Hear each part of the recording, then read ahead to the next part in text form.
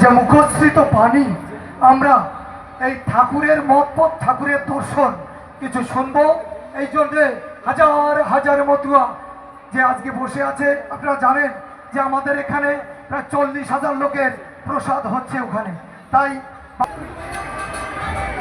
আপনারা জানেন প্রত্যেকে বিশ্বের মতুয়া প্রচারক পরিশ্রম করে অনেক বাধা বিপত্তিকে ত্যাগ করে এখানে ঠাকুরমশাই এসেছেন।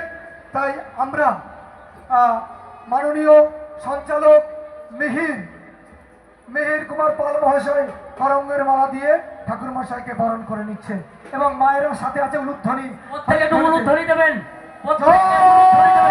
হরিচর গুরুচার তারকচাঁদ শান্তি সত্য বাবা প্রীতে হরিধ্বনি বলাবো। অভিজিৎ মালা মহাশয় মঞ্চে আসবে। প্রথমে আমি হরিগুরুচাঁদের চরণ স্পর্শ করি, মা শান্তি সত্যভামার চরণ স্পর্শ করি। আজকের নপাড়ার যে সম্মেলন, এই সম্মেলন আগেও সংগঠিত হয়েছে। আমি এই সম্মেলনে আগেও এসেছি, তাই আর একবার আপনাদের সামনে আমি উপস্থিত হতে পেরে আনন্দিত এবং গর্বিত। ধন্যবাদ জানাবো আজকের এই সম্মেলন আয়োজক কমিটিকে, যারা আজকে এত সুন্দর একটি যে সম্মেলন সংগঠিত করেছেন এবং তার পাশাপাশি আগত মতুয়া সাধু গুরু গোসাই পাগল দলপতি মায়েরা। 8 বছর আগে আমি এখানে এসেছি, পরপর 2-3 বার আমি এখানে এসেছি আগে। খুব ভালো লাগে আপনাদের ভিতর আসতে পারলে। আপনাদের ভিতরে এসে একটু হৃদয় স্পর্শ অনুভূতি আমরা নেই এবং সেটা সত্যি আনন্দদায়ক। সবার আগে যে বিষয়টি আমাদের আলোচনার বিষয়, যে মতুয়া দর্শন কি বা কেন বা কোন পথে বা কিভাবে মতুয়া দর্শন বয়ে আসছে, মতুয়া দর্শনের কেন দরকার, কি কারণে মতুয়া এই মত বা এই পথ আমরা অবলম্বন করে চলি, এইগুলো আমাদের অবশ্যই করে জানা উচিত।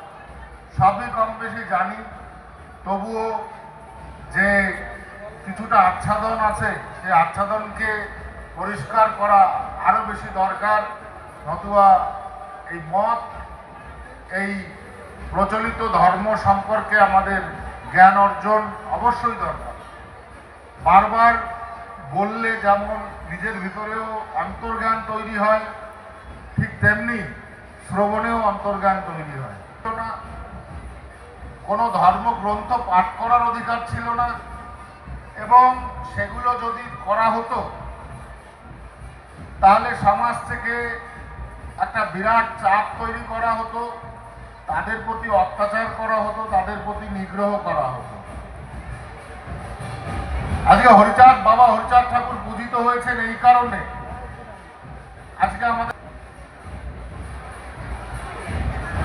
যাদের ধর্ম পালন করার অধিকার নেই, তারা ধর্ম তৈরি করেছে, নিজেদের মত গঠন করেছে,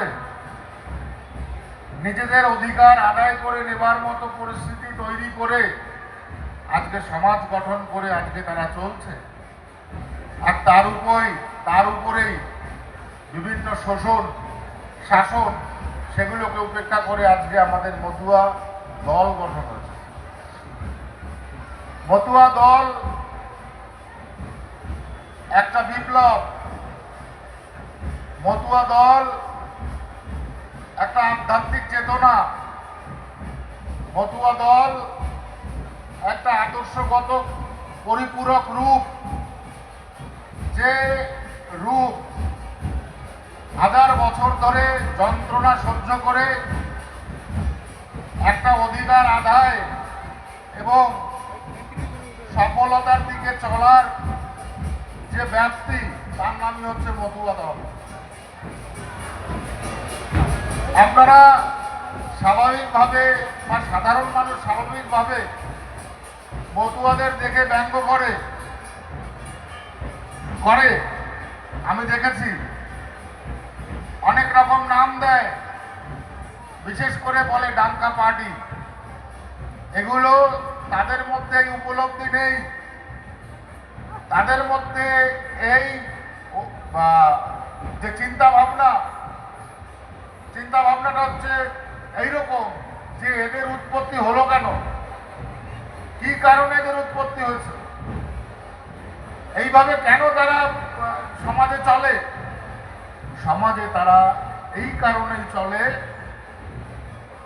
একাধারে অস্পৃশ্য, অচ্ছুত, ধর্ম না পালন করার নিদান, তাই নিজের ধর্ম পালন করে মানুষ যাতে অচ্ছুত না বলে, মানুষ যাতে তাকে ঢিল না মারে, মানুষ যাতে আধ্যাত্মিকতা ঈশ্বরবাদকে পাথেয় করে একটা ধর্ম এবং নিরপেক্ষ জায়গায় অবস্থান করা, সেই রূপ হচ্ছে আজকে মতুয়া দর্শন। এই মতুয়া দর্শন 1000 বছর ধরে এভাবে চলতে চলতে